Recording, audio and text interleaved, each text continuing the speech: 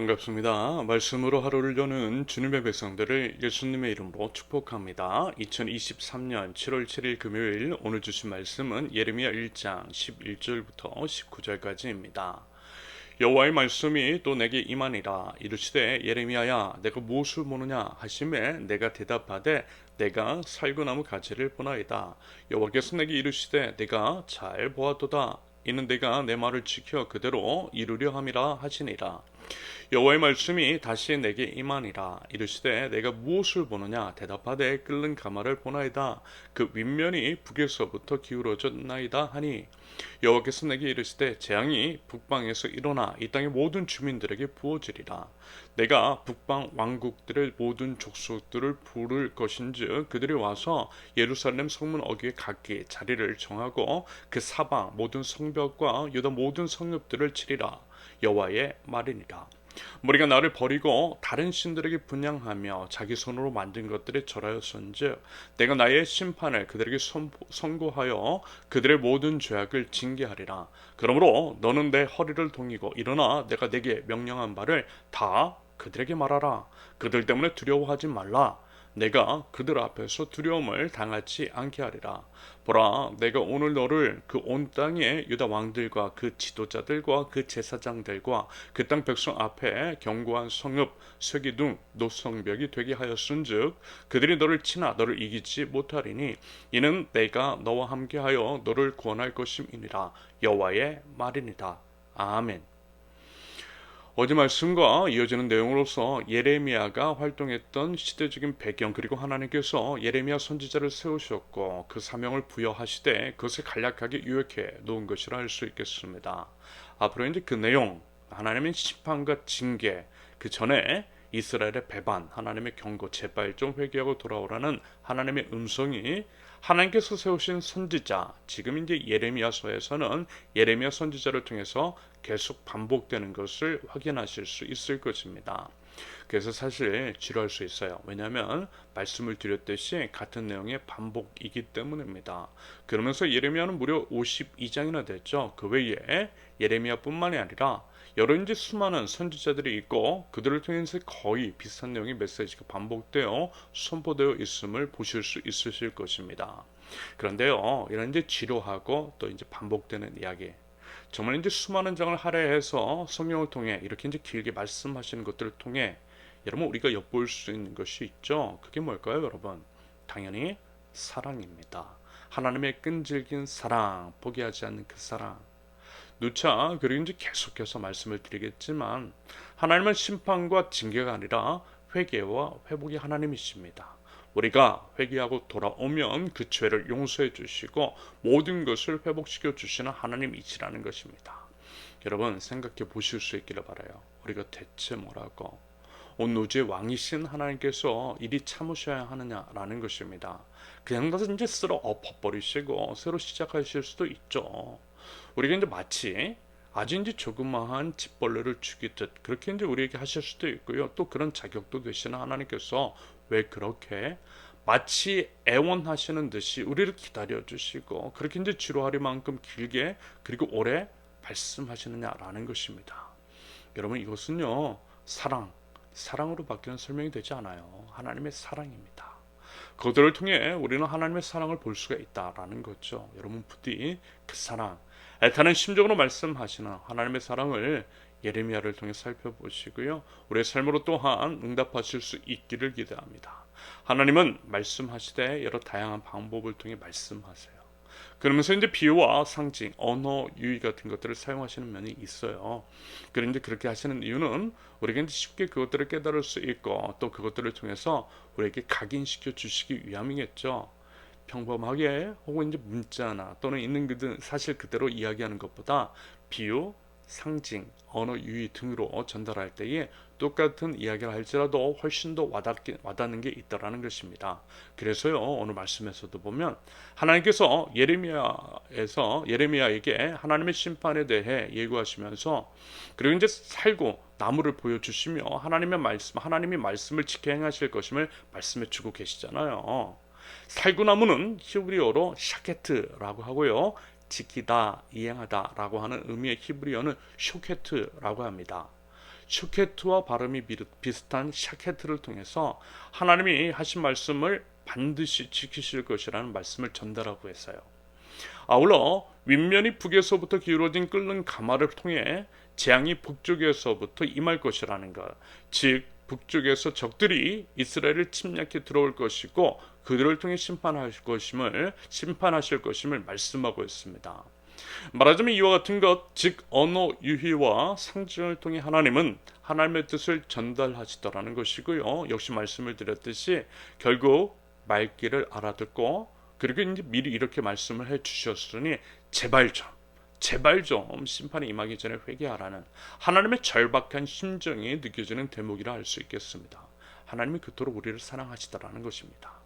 한편요, 뭐 이런 것들이 우리에게도 있어요. 우리 이제 개개인들에게도 이런 사인들이 있습니다. 물론 이제 그것들을 분별하고 알아듣고 또 이제 그것대로 행하는 것이 중요하겠죠. 아무튼 이제 하나님은 온 우주 만물을 통해 말씀하시되 그 방향성은 결국 뭐라고요? 사랑이거든요. 사랑. 그 사랑은 우리를 지켜주시기 위함입니다. 어떤 비유와 상징 등을 통해 어떤 문제 해결의 실마리 같은 것들을 보여주세요. 그것을 통해서 기회를 주시더라는 것입니다. 저는 이제 개인적으로 코로나를 통해 그런 것들을 많이 봤습니다. 하나님의 음성이 참 많이 들렸어요. 몇 번 나눈 내용이기도 한데요. 다시 한번 아주 간략하게만 말씀을 드리면 코로나 팬데믹을 통해 마지막 때의 복음을 긴박하게 선포하셨다라고 봅니다. 그러면서요 해결의 실마리 또한 주셨다라고 봐요. 예를 들어 코로나로 인해 모든 것들이 멈추었을 때 아이러니하게도 자연생태계가 회복되었죠. 여러분 이것이 바로 힌트라는 것입니다. 결국 이 땅의 멸망은 인간의 끝없는 탐욕 때문인 것이고 그 탐욕을 멈추었을 때, 그 탐욕을 죽였을 때, 다시 말해서 십자가에 못 박았을 때 다시 살아날 수 있다라고 하는 힌트를 주신 것이라고 저는 생각하고 있어요. 그래서 결국 십자가가 답인 것이고 십자가를 통한 창조 질서의 회복을 우리 하나님께서 원하신다라고 생각합니다. 저는요 코로나 팬데믹이라고 하는 거대한 그리고 엄청난 사건을 통해서 회복의 메시지를 우리 하나님께서 우리에게 전달해 주셨다라고 봅니다.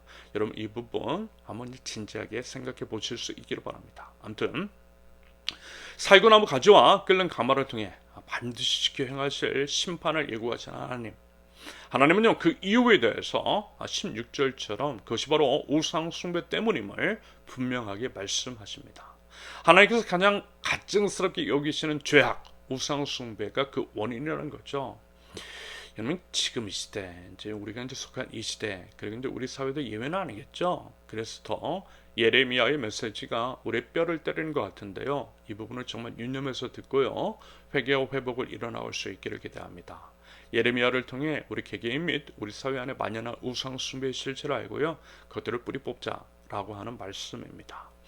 아무튼 이런 것들을 말씀하신 하나님께서는 이 말씀을 듣고 있는 예레미야에게 이 하나님의 말씀을 당당하게 선포하라고 하나님께서 명령하신 것들을 담대하게 이야기하라고 말씀하고 계세요. 한마디로 이것은요 예레미야의 파송식이라고 할 수 있겠습니다. 그러면서 이제 중요한 것 우리가 이제 주목해야 할 것은 뭐냐면 하나님은 예레미야를요 파송만 하지 않으셨다라는 것입니다. 명령만 하신 것이 아니었어요. 오히려 하나님께서 늘 함께 하신다라고 하나님께서 지켜주신다라고 그래서 설령 적들이 예레미야를 친다 할지라도 결코 예레미야를 이기지 못할 것이라고 말씀해 주셨다라는 것입니다. 여러분 바로 이것입니다. 하나님께서 말씀해 주신 것이며 하나님께서 그것들을 이루어 주세요. 하나님의 말씀에 순종하며 나아가는 자들을 기억해 주시고요. 함께 해 주시고요. 지켜 주시더라는 것입니다. 여러분 우리는요. 그저 순종만 하면 될 뿐 그러면 하나님이 친히 하나님의 일을 이루신다라는 것입니다. 여러분 믿으시죠? 저는요. 이 말씀을 저와 이제 우리 세우는 교회에 적용해 보았습니다. 글쎄요.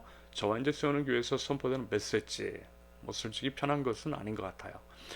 오히려 이제 우려가 되는 면들이 있죠. 더러 이제 그 우려를 표현하시는 그런 분들도 있습니다. 그런데 이게 또 이제 틀린 말은 아니거든요. 표현에 있어서 서툰 면은 있어도 시대적 사회적인 상황 가운데 필요한 말씀이라고 생각합니다.